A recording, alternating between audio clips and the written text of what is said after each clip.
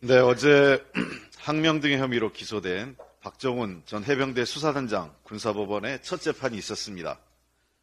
임성근 전 해병대 1사단장은 본인은 물에 절대 들어가지 말라고 지시했으나 대대장 등이 지시를 잘못 해석, 왜곡했다는 진술서를 제출해서 부하들에게 책임을 떠넘겼습니다.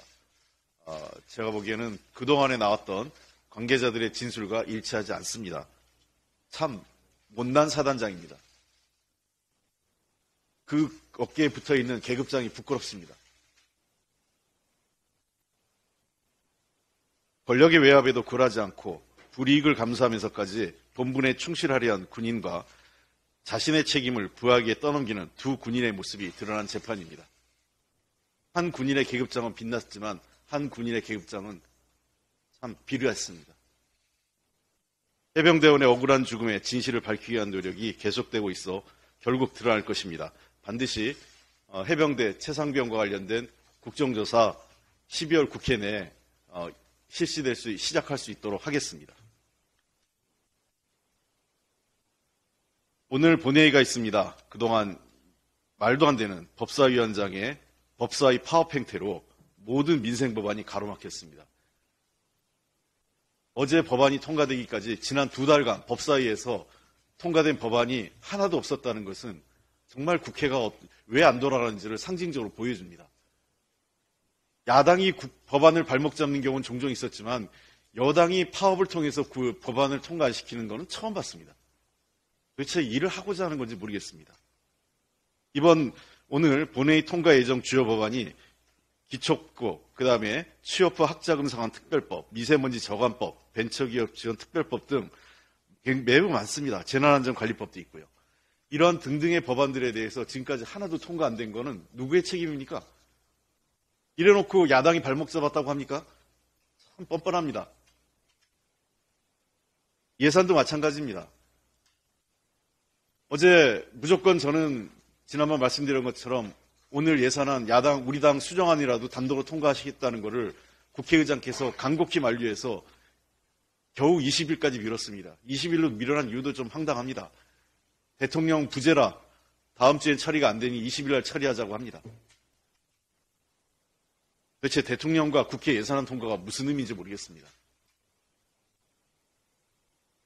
20일 날 국회 예산안은 반드시 통과시킬 겁니다. 야당 단독 아니라도 통과하겠다고 말씀드렸고 국회의장도 동의했습니다. 20일까지 늘어진 게 또 야당 탓하지 마십시오. 정부 여당 탓입니다. 정부 여당이 책임 있게 하지 않고 있습니다. 제가 예산심의 처음 시작할 때부터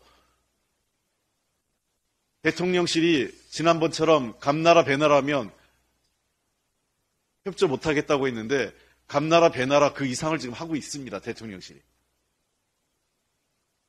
예산 편성권은 정부에 있지만 심사 동의권은 국회에 있습니다.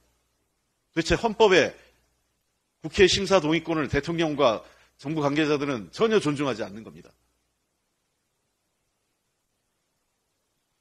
12월 임시회에서 20일과 28일 합의가 됐습니다. 이 법안 관련돼서 특히 20일 날은 무조건 예산을 통과하고 28일 날은 양특검법과 이태원 특별법을 반드시 통과시키겠습니다. 국정조사와 함께 하겠습니다. 분배지표가 개선됐다고 하지만 실제 서민과 취약계층이 더 어려워지고 계층 간 격차가 확대되고 있습니다. 지난해 상용근로자 가구소득은 3.3% 증가했는데 그 반면에 임시 일용직 근로자 가구는 1.38% 증가에 그쳤습니다. 또 소비자 물가 상승률은 5.1%로 늘어났기 때문에 사실상 실질 소득은 줄어든 것입니다. 그리고 전체 자산이 감소했는데 전월세 보증금 자산은 4.7% 증가했습니다. 주거비용 부담이 늘었다는 것이죠. 소득 1분위 가구 1.9% 증가한 반면에 5분위 가구는 0.6% 증가에 그쳐서 어려운 가구의 소득 증가가 훨씬 더 더디고 양극화는 더 늘어난 것입니다.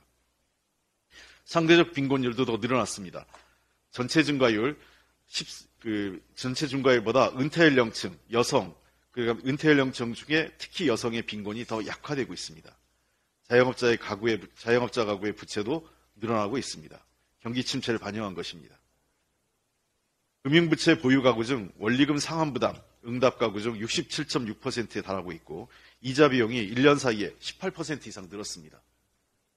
우리 대표님께서도 1년 전부터 얘기했던 이자 제한법 이번 12월 국회 내에 반드시 처리해서 법이 정한 이상의 이자 부담을 제한할 수 있도록 저희가 추진하겠습니다. 노후 준비 불안 가구의 응답 가구의 53.8%가 은퇴 가구 중 생활비 부담 충당이 부족한 가구가 58%로 늘어났습니다. 노후 대비도 안 되고 있다는 것이죠. 계층 간 격차가 확대되고 자영업자, 고금리, 불안한 노후 모든 것이 민생이 어려워지고 있습니다. 정부와 국회의 역할이 어느 때보다 중요한데 도대체 정부는 이런 데 마음이나 있는지 모르겠습니다. 해외만 나가시고 달랑 29표 받고 그럼 도대체 정부의 관심이 뭐고 정부가 뭘 하려는지 모르겠습니다. 민생에 관심이 있으십니까? 29표 정부가 도대체 뭘 하자는 겁니까? 윤석열 정부와 정부 여당의 각성을 다시 한번 촉구합니다. 이상입니다.